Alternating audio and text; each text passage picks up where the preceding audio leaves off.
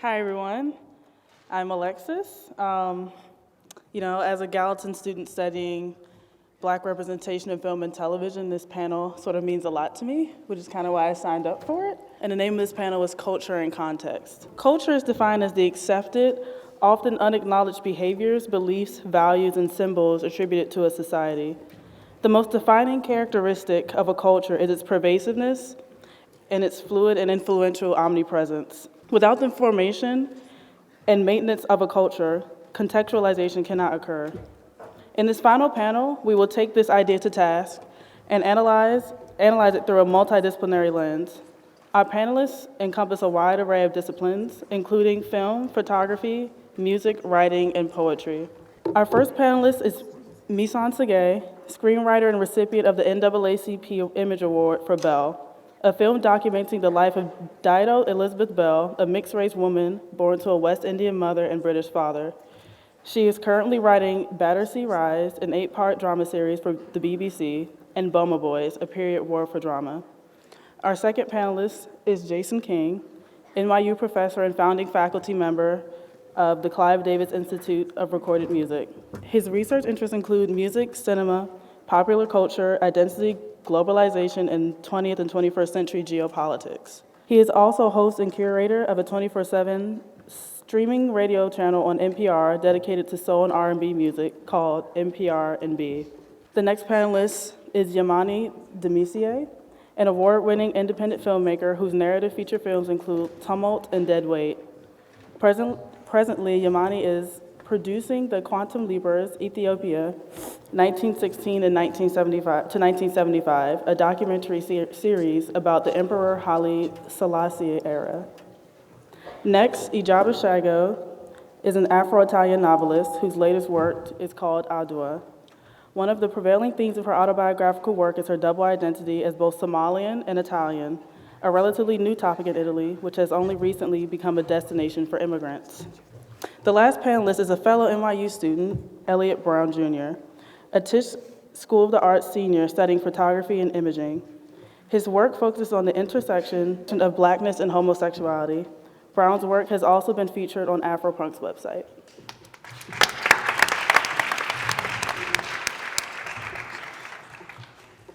I write Black historical films.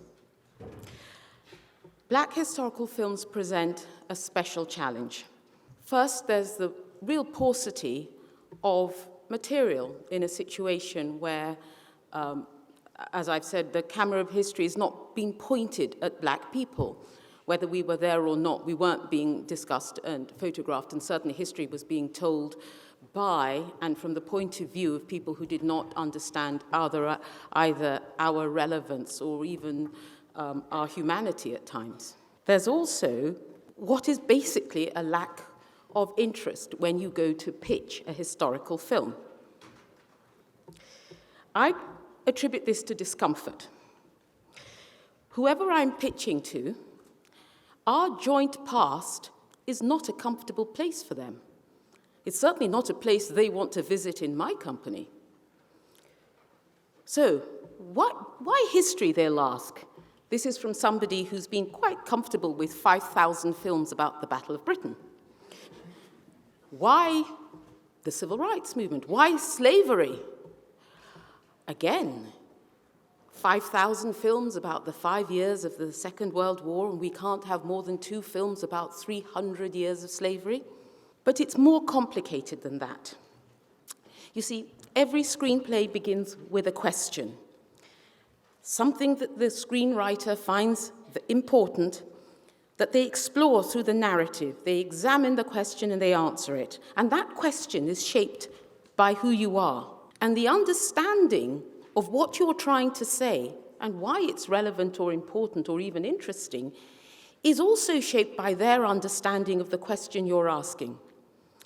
I'm going to explain this by discussing a development meeting that I went to a while back, full of well-meaning people who, in the present climate, are now fully committed to diversity. They had several stories they wanted me to look at, with the possibility of writing them. I looked at the stories and then I it became absolutely clear to me what the problem very often is. The problem wasn't the stories they presented me with per se. It was where they were standing when they were looking at the story. So you had stories of, for example, there is the person who likes the fact that we're now in a post-racial world. So they'll basically write a story that is a story about a white person, and then they'll cast a black person who will move through this strangely unracial world where his race is neither important nor mentioned. You can tell that's what's happened. I think it's one of the jokes they say, how do you know a character is black in a scene? He throws away the receipt before he leaves the shop. That's because, I have to explain, it's because as a whole, a black person may very well worry whether he might be stopped, and so he'll keep hold of his receipt. You have the saintly black characters or people subjected to cartoonish racism that we can all join in deploring. And my personal bugbear, the black character who examines issues that are important, but they examine those issues from a point of view, I assure you, black people really wouldn't, as far as I can speak for all black people, that is. For example, reminds me of something I heard earlier. You'll have a black character who will have the line, how can we say that Black Lives Matter when most black people are killed by other black people? Well, I can assure you, when I watched the video of some man being shot in the back, this is not what was foremost in my mind. So all I could say, oh yes, and then the other one, the guess who's coming to dinner scenario, in which the world is framed around us looking for tolerance, when in many ways and in many times, we feel it is us that have to do the tolerating. So my response is, I applaud your intention and your goal, but if I was going to go where you think you're going, I wouldn't start from here. And to explain that, I'm going to look at two projects I'm working on. I hope I've got time. The first is Belle. When I saw the painting, many people had seen it.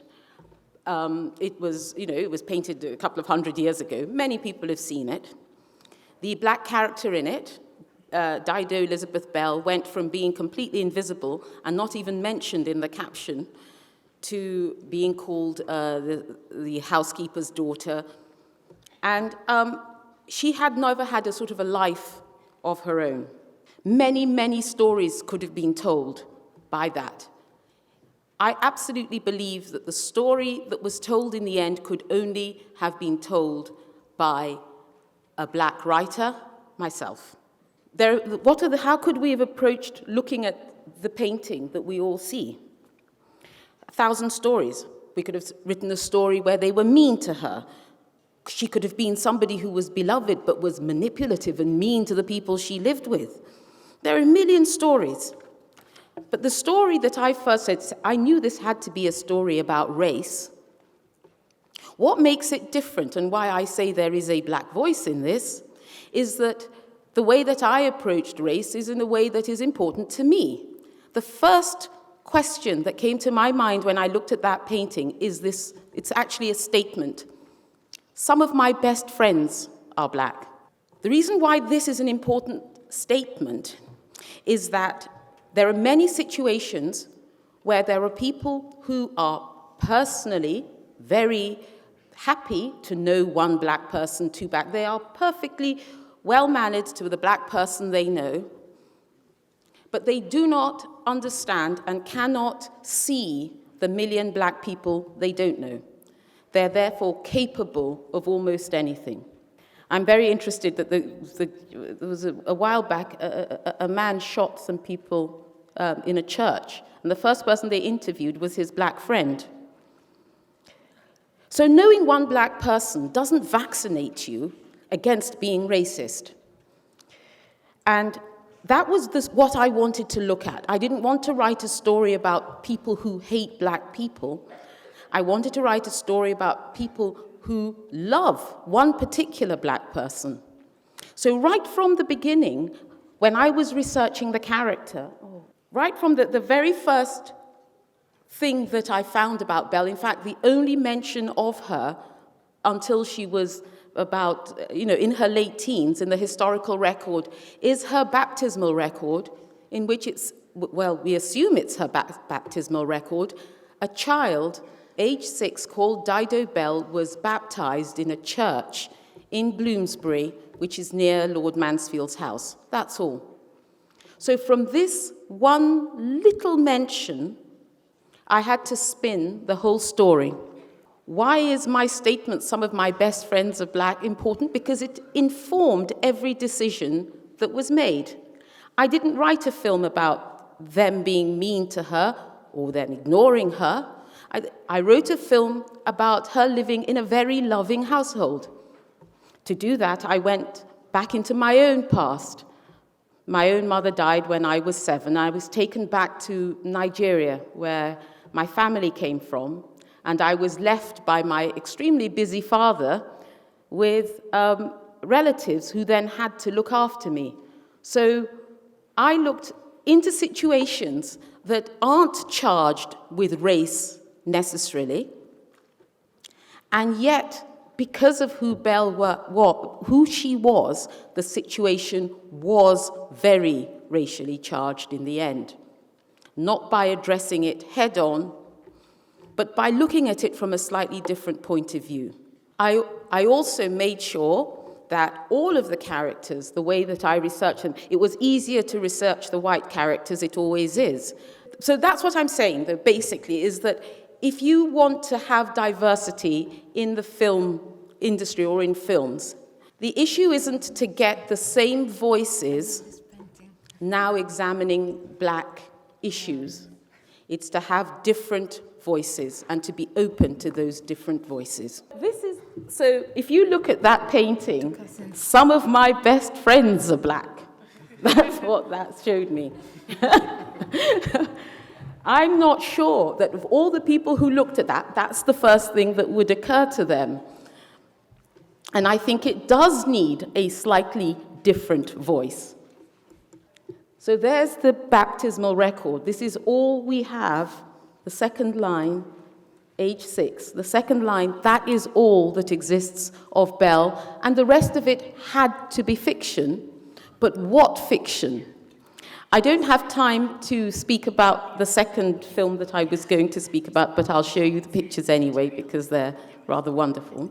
This is an encounter by Virginia Woolf discussing meeting a black man on the zebra crossing. And she sees him passing a nigger gentleman perfectly fitted in swallowtail and bowler hat and gold-headed cane. What were his thoughts of the degradation stamped on him every time he raised his hand and saw it black as a monkey's outside, tinged with flesh color?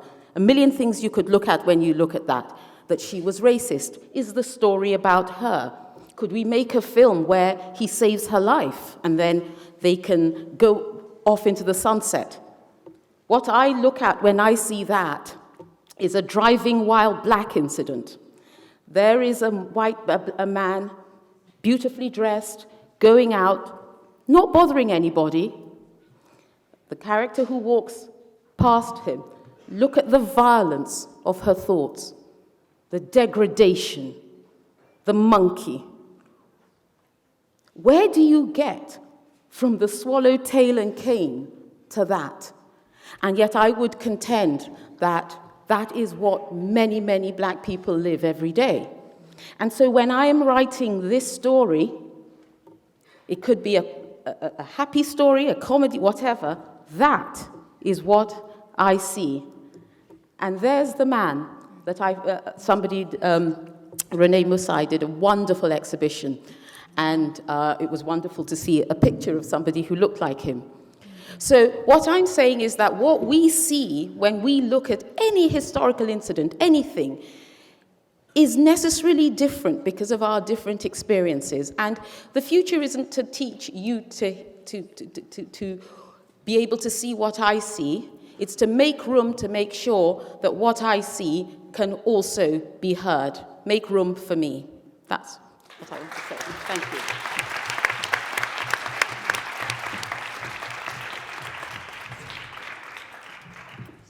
How's everyone doing? You're still with us? You guys are troopers.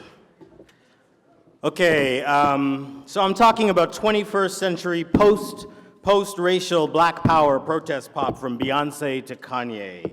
And it'll probably be just Beyoncé. Sorry.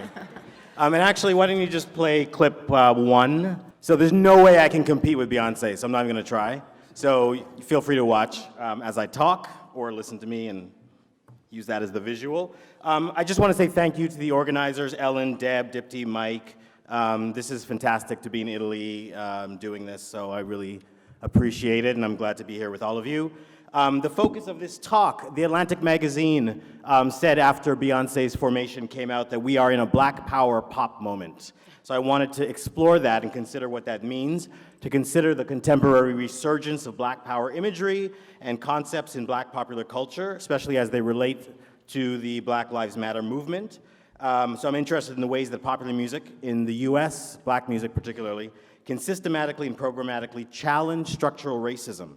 And where are those moments in which people of color claim the expressive distinctiveness of our racial identity, which is what's going on in formation, as a form of power against the threat of our disposability, invisibility, or the existential threat of genocide or extermination. So first, let me just start with a definition. We like definitions, yeah? Protest music. So protest music is a tradition of musicians courageously deploying music and lyrics to speak truth to establishment power. That's my definition. It's also artistic or lyrical explorations of social problems like injustice, oppression, hypocrisy, or double standards, tyranny, or corruption. And it spans any number of genres: folk, rock, R&B, jazz, gospel, blues, bebop, free jazz, et cetera, et cetera. So one of the roles of art, besides creating pleasure and transcendence and reflecting aspects of reality that resist concrete language, is to transgress, to subvert, and to fight indifference. Part of the deeply transgressive and subversive power of popular music is that popular music, through commercial dissemination and mass distribution, brings fringe or minoritarian groups, like blacks, gays, women, etc., into the center by providing them with cultural capital. So that's the kind of agency related to cultural production. Doesn't necessarily provide those same groups with financial remuneration, but it does provide them with cultural capital. Popular music also has the ability to create outer national solidarity, so affinity, coalition politics. So thinking of the way that music actually aggregates and brings people together who are in disparate parts of the world or in disparate communities, that sort of thing. And of course, popular music also has the ability to confirm the status quo, to just extend asymmetrical power relationships, to extend the warped history of stolen labor under capitalism. So when you think about race records in the 1920s or cover music in the 1950s where you had a white artist like Pat Boone covering Little Richard's music and so on, there's a long history of appropriation, cultural theft, and so on that goes all the way up to Iggy Azalea and others today. So thinking of the way that music can not just bring people together, but can also extend the history of xenophobia, extend borders or increase them, can contribute to limiting ideas about foreignness and so on. Okay, so we can define at least two different types of protest music. Explicit protest music, where you have lyrics or themes that deal directly or topically with protest. So the MVPs of protest music: Woody Guthrie, Pete Seeger, Sam Cooke, Nina Simone, Bob Marley, Fela Kuti, Bob Dylan, Donny Hathaway, Marvin Gaye, Curtis Mayfield, on and on and on. A second type of protest music we could talk about is protest music with a lower P. So protest music that tends to be more implicit, abstract, inspirational, or motivational. This type of protest music often gets short shrift, but we can think about early rock and roll by Chuck Berry or Little Richard, the exuberant and subversive songs like Dancing in the Streets by Martha and the Vandellas, which didn't directly deal with civil rights, but it was a kind of soundtrack for civil rights. The Love Train by the OJs, that sort of thing, right? And we can even think of the way in which women often get written out of the history of protest music, but the diversity of feminist freedom anthems like Aretha Franklin's Respect or Think, Shaka Khan, I'm Every Woman, as well as queer protest music. Carl Bean did a Motown disco song released on Motown in '77, I Was Born This Way, which happens to be a gay pride anthem. On another level, we can imagine that all black music in some ways is protest music if you look at it as the soundtrack of black experience, thinking of the blues as the soundtrack of newly freed post-Civil War African Americans trekking into the big cities for work, while Jim Crow laws slapped those same African Americans in the face, reminding them that America was far from the land of the free. So it's interesting that we're seeing a return of protest music, because in the US, mainstream protest music has been relatively diminished for the last 30 years. You can actually go on to clip the D'Angelo clip if you can, thanks, and no volume. And so part of the reason for that diminishment is that in the 1990s, in the US, Bill Clinton, then president, maybe possibly soon to be first man, passed laws deregulating media, which resulted in unprecedented media conglomeration, which in turn made possible the homogenization of radio, which is the #1 form for discovery of music in the United States, which helped concentrate and turn Clear Channel into a monopoly. As a result, mainstream outlets for protest music, sounds that might challenge or upset advertisers or corporate interests, mostly withered. But it doesn't mean that musicians stopped making protest music, particularly after 9/11, when there was very little mainstream protest music. There were still a lot of people making protest songs, in particular Bruce Springsteen, Rage Against the Machine, Green Day, Pink, and others. In the black tradition, you have Donnie, artist named Donnie, who was on Motown, who had an incredible record called The Colored Section and his follow-up, The Daily News, which I think are two of the most important anti-racist records of the 21st century so far. Esperanza Spalding, Black Radio Society, Anthony Hamilton, Wyclef, John Legend and the Roots, Jill Scott, Anthony David, Erykah Badu, Michelle Indigiocello, Antibalas, the Afrobeat group, Gregory Porter, and Jasiri X. There's so many more. Those artists were not always the consistent recipients of mainstream visibility, but they helped carve out space for the current overground post-Ferguson celebration of outspoken artists that we'll be talking about today. So I don't have a lot of time, so I'm going to kind of skip the post-racial thing, which was referred to this morning. But in my talk title, I called it Post-Racial. And part of that is I think that we are very much, especially after Trayvon Martin, I think a lot of us are, we're willing to kind of puncture the last remaining holes in the fantasy promise of the post-racial that was part of the 21st century in the Obama administration. If life has not improved for black people under the first black president, when will it improve? I think people, a lot of people tend to be very fed up. So we're seeing this kind of neo-racial moment drawing on the history of black power, strategizing, and also black power imagery. And so today, protest music has reemerged as a visceral response to the ongoing problems of black extinction and invisibility, the deaths of Michael Gray, Tamir Rice, Trayvon Martin, Eric Garner, Sandra Bland, and so many others, the brutalization and violence against black bodies, not only in the US, but Africans across the world, in places like Israel and beyond, the whole concept of black disposability, protest music that's addressing the ongoing culture co-optation and appropriation that we see, Macklemore, Iggy Azalea, Rachel Dolezal, and others, and so on and so forth. Music like Run the Jewels, D'Angelo, you're seeing there, Black Messiah, Blood Orange, song about Sandra Bland, Sandra's Smile, Prince, Baltimore, and so much more. Okay, so we welcome this contemporary protest music. I hope we do. It's very hard to make music, as Ntozake Shange once said, that makes people think and dance at the same time. But I think there's also significant problems with today's protest music, and so I want to address these through the lens of Beyoncé's Formation. Can we actually switch to the Super Bowl clip of Beyoncé Formation and just skip past the Coldplay stuff? Thank you. You're welcome. Okay. So one of the issues I think that we have with contemporary protest music is its relationship to hyper-commercialism and branding.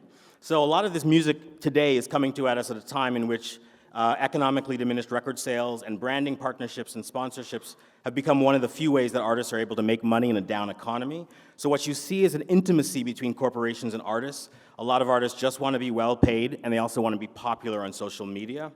So that's a major difference from protest music of the past, particularly in the 60s and 70s, where we didn't see Curtis Mayfield or Marvin Gaye or Gil Scott-Heron knee-deep with corporations. They actually critiqued corporations because they knew that corporations were part of a system responsible for the subjugation of people of color. So if you guys read Marx and Engels, you know that capitalism immiserates and turns our most precious ideas and values into commodities that can be sold on the open market.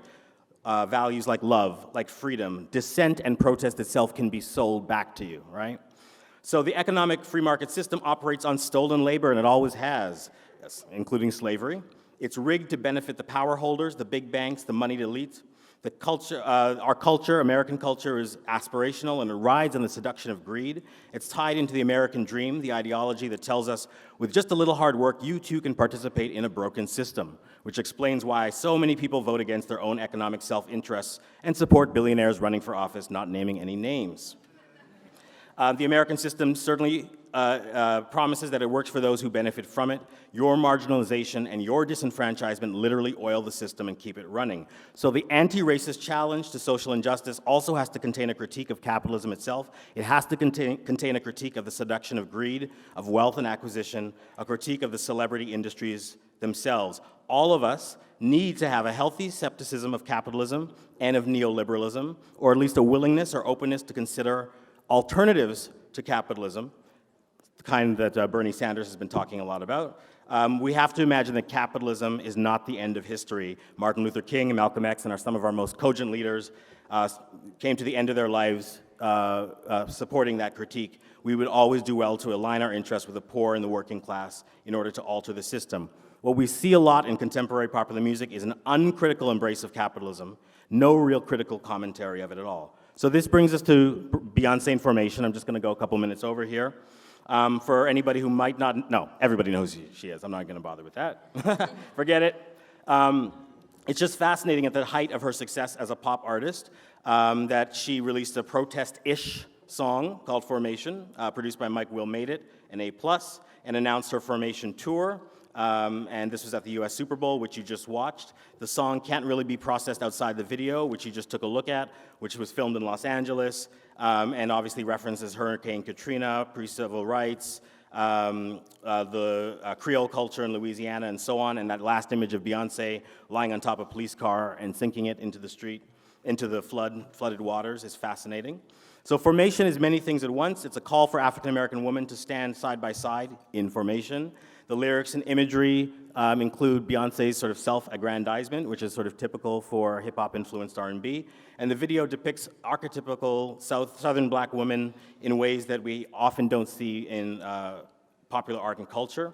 It's a protest track because it's a strategic rejection of the crossover trajectory for pop artists. Beyoncé is rejecting the axiomatic narrative that did define her career in some ways, that in order to attain crossover status in music, black people have to give up their blackness, have to straighten their hair, lighten their image, and so on, can't say certain things in order to assimilate and to be refined. In Formation, Beyoncé is reminding us of her country southernness, her connection to New Orleans on her mother's side, her proudness of her distinctive racial physiology, and more. And she's also given money privately to Black Lives Matter. She's bailed out many of the people who've been jailed as part of that. She's given more than $1 million. So one wishes the song didn't repeat sort of unhelpful divisions between Creole and Black and those kinds of things, yet there's a lot of really powerful imagery there by the pop artist rejecting the axiomatic narrative of crossover, Black crossover. Also, part of what's powerful about the video is the focus on positive images of sex and queer life, given the history of Black power music of the 1960s and 70s that could not handle intersections and sexuality, where the personal was seen as antithetical to collective political struggle. And it wasn't until feminism and other identity movements challenged this. It's really ennobling to see Beyoncé's use of queer performers like Big Freedia and her promotion of sex and the erotic. Very powerful in the context of Black power. However, the problems, and I'll just wrap up really quickly here, the video's controversial deployment of actual historical trauma, in this case, she's doing a glam fashion show at the Hurricane Katrina, which is super bizarre, and puts her in league with people like Quentin Tarantino, who also deploy actual historical events in Hateful Eight, Inglourious Basterds, Django Unchained, and so on. Kanye has done this too. There's my little Kanye reference. With his Couture Rwanda, as it's been called, installation that he did at Madison Square Garden recently. Vanessa Beecroft did the installation, took an image of genocide in Rwanda and basically aestheticized it. So part of what we're seeing with this return to Black power is the aestheticization of Black suffering, right? The commercialization of those images, or we can't possibly imagine Holocaust chic, right? But we're imagining like Hurricane Katrina chic and we're imagining Rwanda genocide chic. So the unblinking commercialism of all of this is a problem. And also, I should just end on the fact that the reception of Formation, which doesn't have much to do with Beyoncé, she doesn't control the reception of it, was rather shallow. There were a lot of endless think pieces saying that Beyoncé talking about taking your man to Red Lobster after sex is the blackest thing ever, or that carrying hot sauce in your bag is the blackest thing ever. That is racial essentialism, right? The reduction of racial identity to a series of authentic signifiers, turning blackness into a members-only club. So one of the things I wrote for NPR recently was a critique of that, saying that I'd be willing to accept that black people concealing or carrying hot sauce in their bag and eating at Red Lobster after a sex romp could constitute very, very black activities if they could constitute very black activities, or whatever these supposedly humorous websites or think pieces are peddling as the blackest thing this week. But I'd only be willing to accept that if black people not carrying hot sauce, and black people eating sorbet, and black people listening to Blue Oyster Cult, a heavy metal band, and black people learning to speak Mandarin, and black people discussing the political climate in contemporary Khartoum could also be considered in the scope of what constitutes this week's very black activities, because otherwise the joke is on us. So what I'm promoting here, I guess, is an open-ended, flexible version of blackness, one that doesn't say this is what blackness is or what it is not. And in summary, just looking for a critique of class and critique of status and an ability to basically think about contemporary celebrity, right? And this whole idea of standing, because Beyoncé has her stands and so on, to think about the ways in which a lot of contemporary performers, even as they make really important protest music, are complicit with the terms of capitalism that keep people subjugated. Thank you.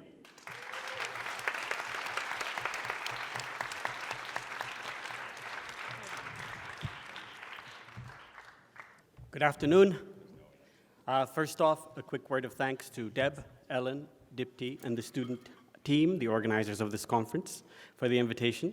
I also wish to thank the support staff, Megan, Elisabetta, and Lucia, and the audio-visual team. Currently, I'm in post-production on a documentary series entitled The Quantum Leapers, Ethiopia 1916 to 1975. This documentary series focuses on the Emperor Haile Selassie era. For those of you who may not know, Emperor Haile Selassie was the last emperor of Ethiopia, and Ethiopia had a monarchy for 3,000 years, and he was the last one, and his rule ended in 1975. So there was a clean break in terms of attitude, in terms of economy, in terms of politics at the end of his reign. One of the episodes that I'm working on focuses on the Italo-Ethiopian War, an occupation that took place between 1935 and 1941. In this presentation, I will engage with 3 keywords that are central to the theme and focus of this conference, using examples from an episode in my own work-in-progress documentary series that is about the Italo-Ethiopian War. The 3 words are racism, discrimination, and colonialism. But my presentation will approach these words indirectly through another word, dehumanization. In very, very broad strokes, I will explore the role played by dehumanization in paving the way for racism, discrimination, and colonialism to occur in Ethiopia during the Italian invasion and occupation. The contexts and circumstances of today's refugee and migrant crises are clearly very different. Nonetheless, through the use of a large number of images, I will try to demonstrate how any group of people can be complicit in distancing and separating itself from another, making it then possible to eliminate empathy, and perhaps action after that, from the equation of human relations. And now for some definitions. I am going to be using the Oxford English Dictionary, and we'll see how problematic even that is. First, racism, a belief that one's own racial or ethnic group is superior, or that other such groups represent a threat to one's cultural identity, racial integrity, or economic well-being. Discrimination, originally US, according to the Oxford English Dictionary, unjust or prejudicial treatment of a person or group, especially on the grounds of race, gender, sexual orientation, etc. Colonialism, the colonial system or principle, now frequently used in the derogatory sense of an alleged policy of exploitation of backward or weak peoples by a larger power. The italics are mine. This is the Oxford English Dictionary's definition of colonialism. And now I'm going to give you another definition by Merriam-Webster Dictionary, published in the US, a country which doesn't believe it participated in the colonial experience: California, the southwestern states, Cuba, the Philippines, Puerto Rico, Hawaii, and Guam notwithstanding, defines colonialism quite differently: a control by one power over a dependent area or people. B, a policy advocating or based on such control. No alleged in this language. And then dehumanize, to deprive of human character or attributes. And now some very, very quick historical lessons. Let's begin with colonialism. In 1881, 10% of the African continent was under colonial rule. By 1914, on the eve of the Great War, as you can see on the map, European powers held 90% of the continent, excluding Liberia on the west and Ethiopia on the east. In 1935, Benito Mussolini declared war and invaded Ethiopia. From the balcony of the Palazzo Venezia in Rome, Mussolini informed the ecstatic crowd that the fall of Addis Ababa, the Ethiopian capital. In his speech, he declared, Italy finally has its empire. It is a fascist empire, an empire of peace, an empire of civilization and humanity. This is in 1935. Let's keep in mind that these four words, racism, discrimination, and colonialism, and dehumanization, while we take a look at a series of images depicting different aspects of the invasion and occupation. The Day of Faith, or the wedding ring, on 18 December 1935, millions of Italians surrendered their wedding rings to contribute to the war effort. In return, they received an iron ring that bore the date on that Sunday. The symbolism of the flipped Mussolini helmet turned collection plate atop an altar festooned with the nation's flag ribbon, as well as the female hand hovering with a wedding ring above Il Duce's helmet, was probably not lost on the public. In the background looms the altar of the fatherland, a monument built in honor of the first king of the unified Italy. The husband and wife may be without wedding rings, but with the empire in the background, that's the empire, as you can see on the map, the promise of love and faith is made nonetheless. For those with a family already, the young need to learn the connection between patriotism and empire. You can see the kid holding an Italian flag, and you can see the empire on the map in the background. And the empire consisted of Ethiopia, Eritrea, and Italian Somaliland, and as it was known at that time, Africa Orientale. Stepping outside the hearth and home, in the next several images, we see the complicity of businesses with the idea of empire. Here we see an advertisement by a telephone company. Here, a masonite or hardboard company. These are all companies who have essentially gone to Ethiopia to invest, to participate in Mussolini's dream. Here we have an Alfa Romeo, the ideal colonial car for the empire.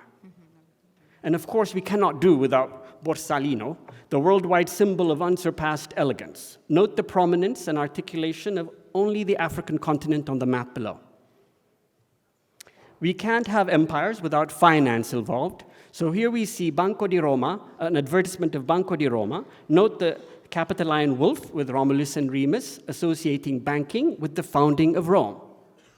In the background, note the aquila, or the eagle, on top of the Roman legion standard. The advertisement celebrates the abundance of Banco di Roma branches in the Mediterranean and the empire. Here we have a branch in Addis Ababa, Ethiopia's capital. Note the camels in the background and the Capitoline wolf in the background as well. It didn't matter that Addis Ababa, at 7,000 feet above sea level, was not particularly friendly to camels. Note the amenable Ethiopians who mind neither the Italian flag nor the Capitoline wolf and are eagerly reading more about Banco di Roma. Here, we've seen portrayals of before, we've seen complicity with individuals and with businesses. Here we see the close relationship between church and empire. It's Mass at a camp. A priest raises the holy chalice toward the unconquered mountains with the flag fluttering next to him. Here we have Padre Reginaldo Giuliani, a Dominican friar who was also a soldier. In 1936, Padre Giuliani, an ardent supporter of the invasion of Ethiopia, enlisted in the army to help export European civilization. Padre Giuliani fell during the First Battle of Temben, attempting to rescue wounded soldiers.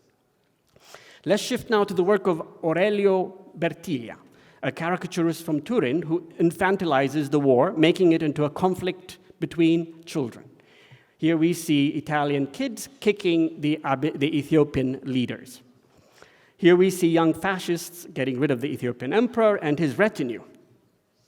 And here we see the surrendering of the Ethiopian army. In the background, notice the white flag, with the Italian soldiers suspiciously already with the womenfolk. Here we see the capitulation and paying of homage of several Ethiopians to one Italian. Here we see the civilizing mission, the liberation of Ethiopian slaves. Once the Ethiopians are liberated, they pay homage and salute not just to the Italian flag, but also to the fasces, the ancient imperial symbol of power, and to modernity, epitomized by the airplane in the background. With fealty and subjugation boxes checked, the Ethiopians can finally get their nourishment. Note that both Italian children are also black shirts. The Italian children that you see here are black shirts. Those are members of the paramilitary fascist group founded by Mussolini. Fully nourished, the Ethiopian child, smaller nonetheless than all of the other fascist children, participates in the coating of the Ethiopian map with the Italian tricolor. Here was the war scene in images produced for adults. Well, here we see the mechanized Italian army advancing on completely barren and empty landscape. Note the absence of bombs or any casualties on either the Italian or the Ethiopian side.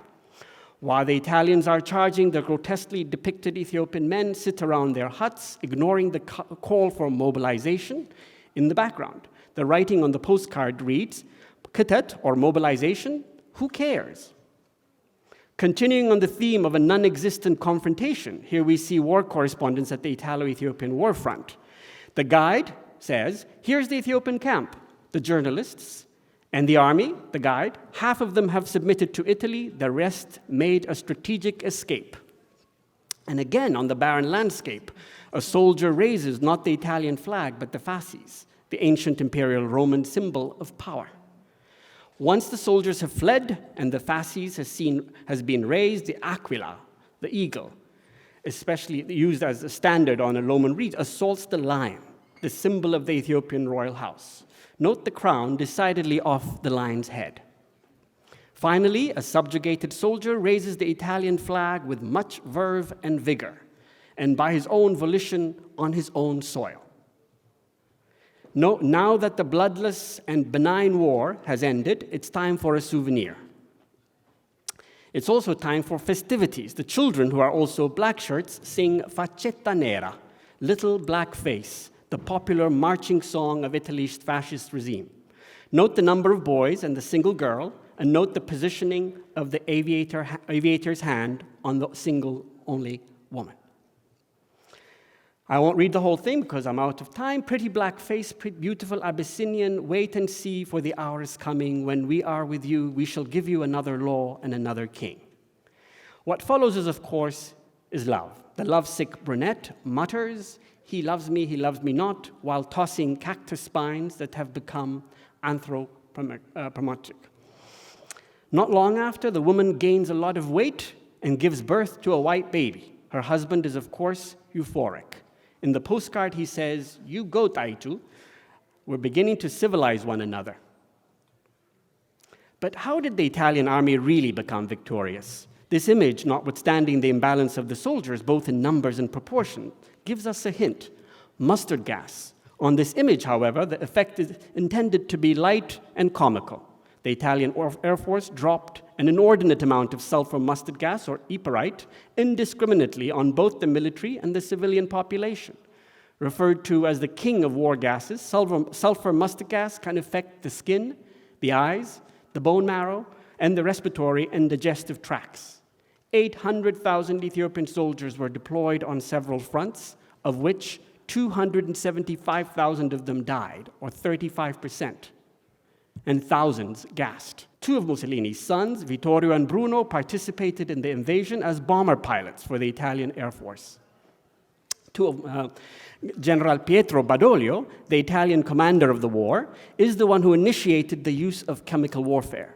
Important side note, On September 3rd, 1943, the same general abandoned Mussolini, signed the armistice by proxy with the Allies, and became the first post-war prime minister of Italy. And hence the reason why there is no discussion about invasion and colonialism in Ethiopia. Soon after the fall of Addis Ababa, the Ethiopian capital, the resistance was born. Several months later, 2 young men hurled grenades at the Italian viceroy, Marshal Rodolfo Graziani. Although wounded, Marshal Graziani survived the assassination attempt. Graziani's federal secretary, Guido Cortese, let loose the harmless black shirts on the population. Cortese declared, "For 3 days, I give you carte blanche to destroy and kill and do what you want to the Ethiopians." Between February 19 and 21, 1937, the black shirts massacred nearly 30,000 people, targeting particularly college-educated Ethiopians. According to historian Baharu Zode, the Graziani massacre marked the almost total liquidation of the intellectual component of the resistance. A year after the carnage, Rodolfo Graziani returned to Rome, receiving a hero's welcome.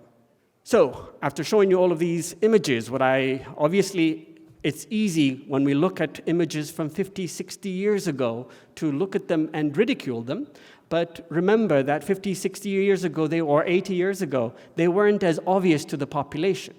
So my question then is, when we see images today related to the crises that we're all talking about, how do we analyze, how do we see these images, and how might the generation that comes afterwards interpret these images that we may not particularly have read very well?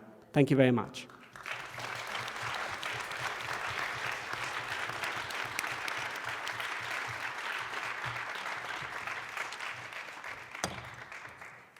Hi, are you alive? My name is Igiaba Scego, and I want to say good afternoon, buon pomeriggio, Galabuan accent. I have 2 languages. I speak Somali and Italian because I'm Somali and Italian. I occupy a space between activism and literature. My name is Igiaba Scego. I'm Italian, Somali, and Afro-Italian writer. I was born in Rome. Many Italians think me that I'm a foreigner, but I'm not foreigner at all. My accent is so Italian and Somali, and I'm very Italian, I'm very Somali, and I speak with my hands, my 2 hands sometimes. I don't like this racist idea that I'm a foreigner and I'm in my own country because of racism. We haven't, for example, a law of citizenship. This is a big mess for us, for all second generation of immigrants in Italy. It's difficult for me and for the writers in general to be a writer in our time. We are living in a time of terror and fear, but we have to struggle against fear, struggle for a good, world, for human rights, and against inequality. For that reason, I focus my activity around 2 topics. A strategy against racism in Italy, because Italy is my country, and in general in Europe, because it's not a great moment for Europe in that moment. It's not only for terrorism, but for racism, I think. And, of course, the crossroads of culture during our history, our European and African history. I'm a guest, of course, class of civilization, above all now after the Paris and Brussels attack. Terrorism wants terror. We have to fight for peace and for multicultural society. For that reason, I wrote 2 books, Adwa and Roma Negata, Deny Rome, about colonialism. And I want to show some picture from Roma Negata. It's wonderful, it's amazing, because I'm so incredible linked with you. I don't remember your name, I'm sorry, but I walk about colonialism in Italy because no one in Italy remembers this period. In Roma Negata, I tried to get a photographer called Rino Bianchi to find the monument or street name linked to colonialism.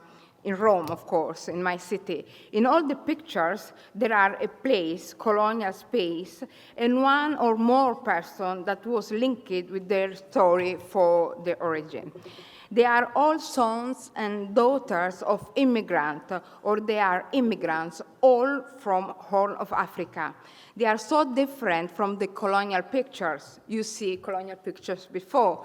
We can try to describe the dignity of each person and explain the story of these monuments, where Italy and Somalia, Eritrea, Ethiopia, I don't forget Libya, I don't add Libya because it's different colonization, but I speak about Horn of Africa in the different phases of, because we are different phases of the same history.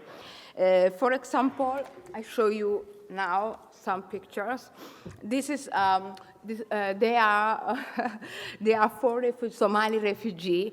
And this is the same place of the fate, you know, when the Mussolini asked the women to give the fate for colonial war in Ethiopia.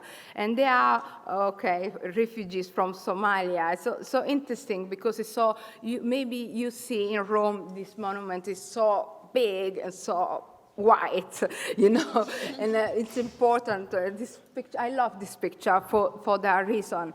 And he is Simon in Società Geografica Italiana. Zara is my cousin, but this street is wonderful. It's Viale Somalia. In Rome, you find a big area called Quartiere Africano. It's so amazing. All the streets called Via Asmara in Somalia and Mogadishu or Kismayo, it's all name of Horn of Africa. This is a bridge near Castel Sant'Angelo, near the Vatican City. It's amazing because you find, you know, so fascist, the writing is so fascist, and you find symbol of the fascist period. And she is Sofia from Somalia. And Tezeta, she's an actress. She's a big actress in Italy. In Eur is another place linked to colonialism. Tezeta, again, from Ethiopia and from Djibouti and from a lot of places, really. And he's an actor, Yonis Bashir, in Isiao. It's an old colonial African museum. And I love this picture because it's Cinema Impero, and sometimes Eritrean ask me, wow, you go to Asmara. So I say, oh no, this is Rome, this is Torpignatara, it's not in downtown Rome. But there is in Asmara the same theater, the same cinema. It's so really, really powerful. For the if you study colonialism, Italian colonialism, it's really powerful pictures. Then this is near the railroad station. The railroad station is Stele di Dogali. She is Aster from Ethiopia, and Dagmai Imer, he is a filmmaker, and it's in front of the FAO, you know, the UN organization. It's so really interesting because the building was a colonial minister, I think, I'm sorry, sometimes I forgot that, but it's a colonial building during the fascism. This place, maybe you recognize this place, the railroad station in Rome, Piazza dei Cinquecento, called the Cinquecento for 500 Italians that died in Africa, in the Horn of Africa. He is Amin. So because this square is really, really important for the migrants, all Somali or Eritrean. It's the meeting point for immigrants in Rome. And this square is linked with, colonialism. And Padre Musieserai in Fori Imperiali. And because it's so important for me, remapping my area, my city, and my history. And for that reason, I began to mapping and remapping the city. And for that reason, I wrote the novel. I have 1 minute to explain my novel, but I try. My novel called Adwa.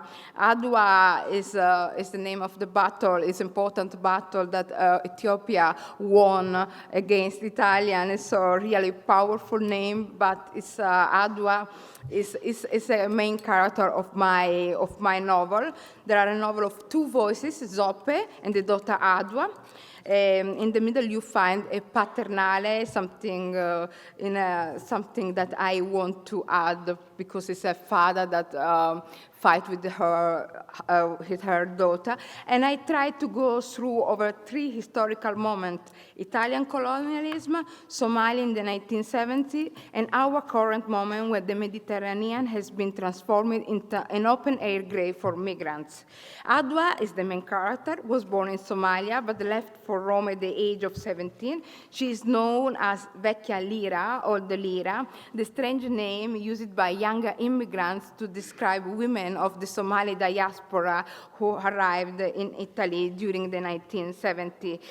She was an actress of only one movie, only erotic movie, and she married a refugee who came to Italy via Lampedusa. If she is Vecchia Lira, her husband is Titanic, like the movie or the Navy. This is irreverent term used by Adwa in reference to precarious boat which her husband arrived in Italy. She is cruel with him. She tried to colonize him because before the system colonized her. These two characters share an ambiguous, strange, tender relationship. They have each other and they love each other. They hate each other and they love each other. Their life is in the middle, in a borderline between past and future. We live in a complicated time in Italy and in Europe, where Africa and Africans are rejected, stigmatized. It is important for me to talk about Africa and its diaspora and its links with Europe. It's a crime, and I finish, it's a crime forget the violence of colonial system in the past and in our lives now. All the stereotypes, above all linked to black female body like my body, and I think to understand this memory is important for Italy, for Europe, but for your country, because do you remember when Donald Trump quoted Mussolini? And I saw line to colonial, so direct line to this, the colonial language. It's really, for me, it's something, oh my God, the fascism come back all over the world, not only in Europe. And important to understand colonialism if you want to if you want to understand the colonial system and the fascism now. It's important for that reason, because history for me is, of course, it's knowledge, but it's a way that we have to struggle, to fight with this racism and xenophobia. It's important to study for that reason history. Maybe sometimes it's boring, you say, oh my God, I have to study a lot, but it's important for your life, and for my life too. Thank you.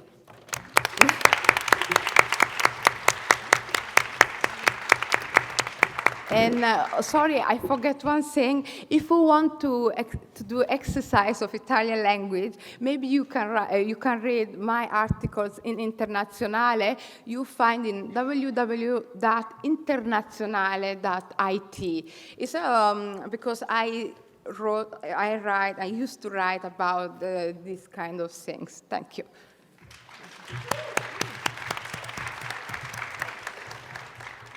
Hi everyone, I'm Elliot Brown Jr. I'm a graduating senior in the photo and imaging department at NYU Tisch, and I also study social and cultural analysis with a focus on gender and Africana studies. So my talk today is titled In the Vein of the Father, which is after a project that I've been working on with my father. So all of the speaking that I'm going to be doing leading up to the presentation of the video is going to be about my general practice, which combines looks at the intersection of Blackness and queer identity, and how I've used that to create, a safe place for myself so that I can begin to proudly address the world, and two, provides a framework for me to critically address the world. I felt it was important to say that I initially wanted to be a fashion photographer when I first came to college, but that quickly changed when I realized that I didn't really feel comfortable with the person I was as far as my racial and sexual identity went. So I needed to begin to make work about that in order to even begin to approach any other topic. So I began making self-portraits of myself so that I can begin to talk about the vulnerability that I felt and some of the inadequacies that I felt in being both Black and queer. So a lot of these images are about addressing that pain, but also trying to find some kind of solace for myself.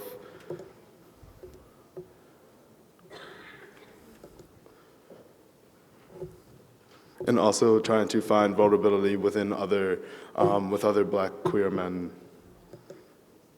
And a lot of the images take place within public spaces, places that either blur the line between public and private space, or one or the other, just as a way to kind of get at this thing that I'm always dealing with of how much our private lives are constantly informed by public discourse and other historical narratives that we subjectively have nothing to deal with. So a lot of the work is staged in these public spaces, primarily bathrooms, just as a way to comment on how public discourse infiltrates these private settings. Again, this moment of solitude within a bathroom and how you're constantly confronted by different things while you're in there, or that space can be a little overly reflective. This image I'm quite fond of because it's an image of me, or a foot rather, in my grandparents' bathroom in North Carolina, and the curtain here has these images of colonial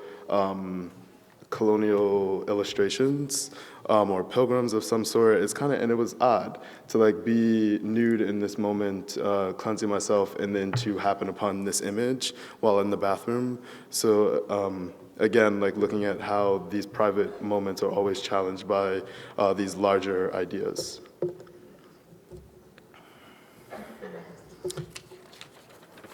And in that vein, I began working on a project that looked at my desires with white men, trying to destabilize that desire as being entirely innocent, and more so looking at how that desire was politicized, looking at what I might have been trying to access in being in relationships with white men, and what I was trying to make available for myself in these relationships. So this project is a way for me to kind of confront that, see it face to face, and be able to move on from it.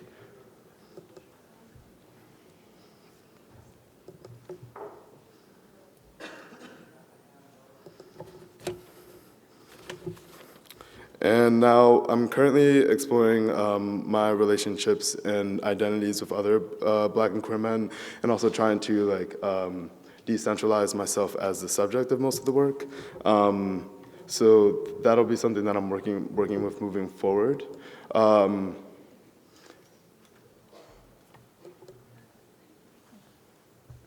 But ultimately, I'm interested in viewing effeminate, sensitive depictions of men to just broaden the idea of how we can begin to approach Black men. And I've also begun working with my family within this framework, kind of looking at the accoutrements of the domestic space and how that also informs our identities. And that leads me to this project that I've been working on with my father, which is titled In the Vein of the Father.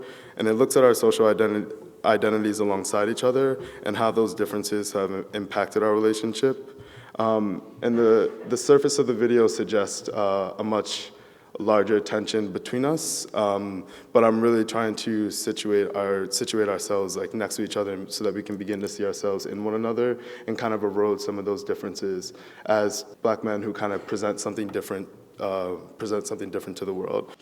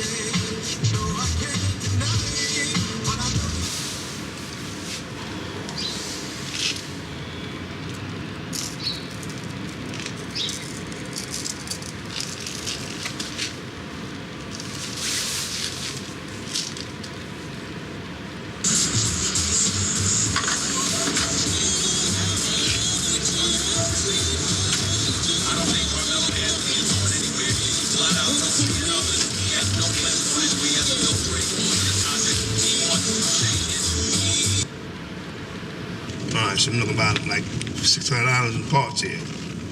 So far? $871 with tax. All right, price me the clutch assembly, flywheel, and clutch. That's for everything, all the parts I asked for, or just for that clutch? Just for the clutch and flywheel. $2,200. All right, so now add that up. What we talking about? $3,000 just the parts alone? Yes.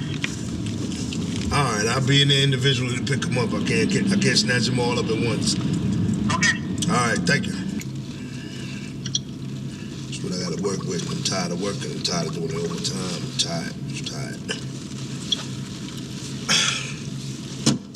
Something got to go down right. Something has to go down right.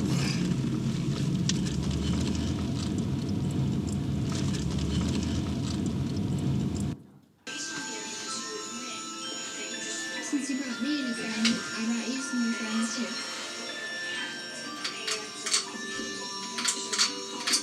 It all comes with shaving. Cigarillo smokers be like, it's strawberry from April, bro. Strawberry never hurt. Big tobacco be like,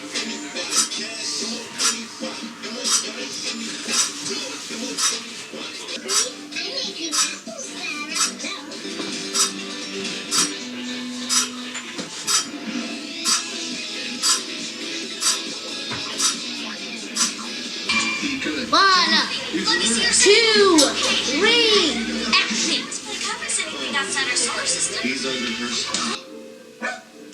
Okay, I'll give you one small clue. It's not in there!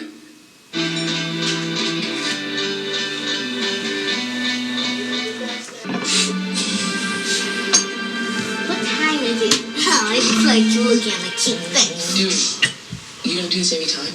Yeah. Go-Gurt. It's all Star over Wars, The Force Awakens. In theaters December 18th. Not yet rated. Aqua Beads! Killer Studio! It's so easy! Place your beads, spray water, It's all over battery.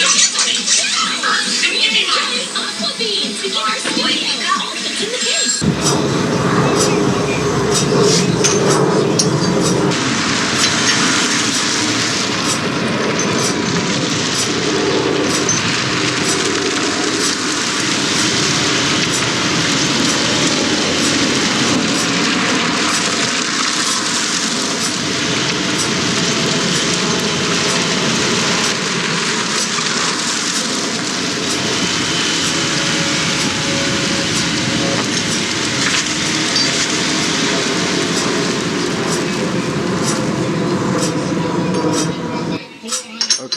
can stop it here.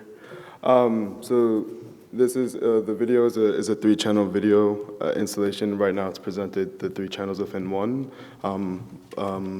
But yeah, essentially the narrative is that my father is supposed to help me with fixing something. It serves as this general metaphor for our relationship with one another.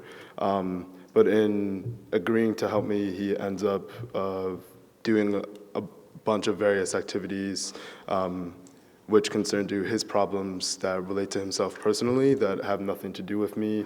And then the rest of the video is a more in-depth look at some of the issues that he personally deals with that perhaps impact his ability to be a parent, his ability to form relationships with women, his ability to love others, and again, provide some sort of an explanation as to why we have had the differences we've had in my upbringing. Thank you.